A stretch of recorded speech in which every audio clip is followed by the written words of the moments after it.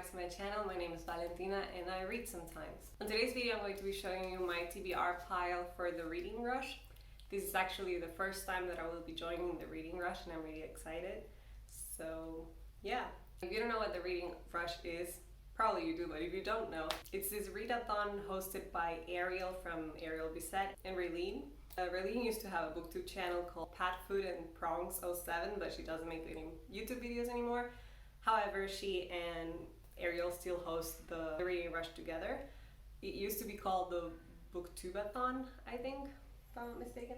Yes, it was a Booktubeathon back then when it started, but now it's called the reading rush, and it's basically just a week where people that love books and love reading come together and read as much as they can. Ariel and Raylene launched some challenges that you can follow, but if you don't feel like it, you can just read whatever you want and read as much as you can in that week. And they also put out some photo challenges. They have some merch in their website that I will link down below. And yeah, so it's just a week to read basically. So let's dive into my reading pile. Before I show you the books though, just spoiler alert, this was completely non-intentional, but all of my books just happen to be non-fiction books. I don't know, that's just how it turned out to be. So yeah. The first challenge is read a book with a cover that matches the color of your birthstone. My birthstone is Alexandrite, and Alexandrite tends to have like different colors, but its natural color is supposed to be deep green. So for that color I'm choosing Fun Home by Alison Bechdel. This is a graphic novel and it's a memoir. Basically it's like a father-daughter relationship. It starts out with Alison's father and he's a closeted homosexual, and they have this Victorian house and he's repairing it, and they also happen to have like a funeral house. He's quite distant. It's just about this relationship, and then eventually Alison comes out as well as gay herself, and then it shows also how this makes them bond closer or get closer, I guess. And it's like a classic in the LGBTQIA+ community, and it also seems to be really nice and good, and it's been recommended a lot. So yeah, Fun Home. The next challenge is to read a book that starts with the word the, or the. How do you pronounce that? The book. Whatever. For that one I chose The World of Sex by Henry Miller. And this is basically like a little manifesto on sex. This author used to write, I've never read a book by Henry Miller, but apparently he used to write like very scandalous novels, and sex used to be a very central part to his books. And this is just a manifesto on why sex is, it's at the heart of his writing and why it's also at the heart of our lives. The third challenge is to read a book that inspired a book that you have already seen. And here I'm gonna tweak the challenge a bit because I actually don't own any books that inspired any movies that I've seen aside from Harry Potter, I think, but I didn't feel like reading Harry Potter right now.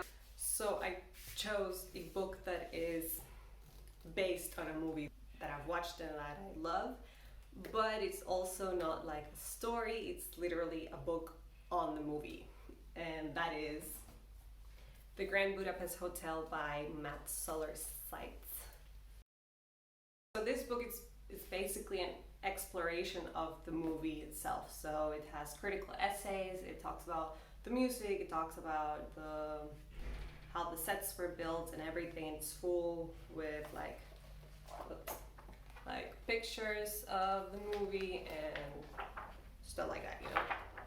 So yeah, I've had this since Christmas and I only read like 2 essays, so I'm looking forward to actually finishing the whole thing.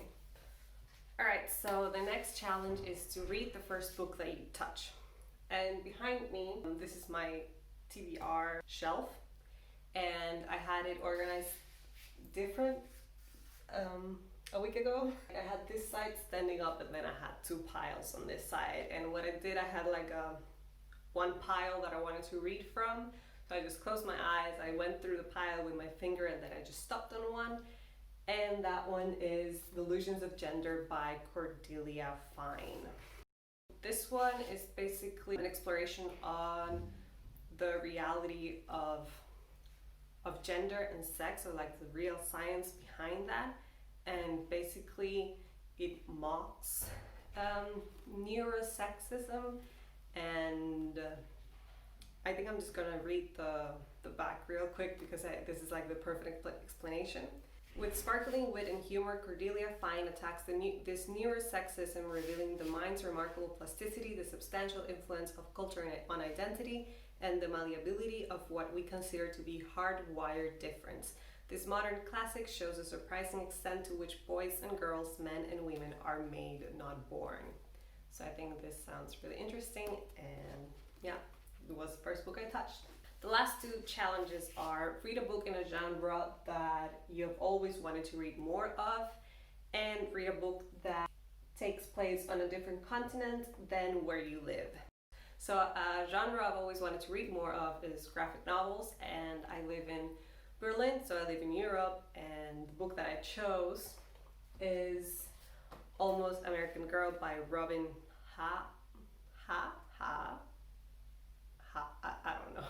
I don't really know how to pronounce it, I'm sorry. Yeah, so this book takes place in Seoul, Korea, and in Huntsville, Alabama, so in Asia and in America, and I don't live in neither of those continents, so it's perfect. And it's also a memoir. I haven't really read many memoirs in my life, so I think it's just a great combo overall. And it's basically the story of Robin. She used to live in Seoul with her mother, and they went to visit some, I think, family and friends in Alabama, and all of a sudden that visit turned into a definitive stay, and the mom, turns out, was marrying someone there, and Robin didn't speak English, and she was just all of a sudden thrown into this new world, like no friends, no family, no anything. And she was pissed at her mom, and she also used to love comics, and all her comics were left back at home. So it's a story of how, it's her real life story of how she came to terms with moving away from her hometown and living in this new country. And also her mom then signed her up into a comic drawing class, and that changed and shaped her life.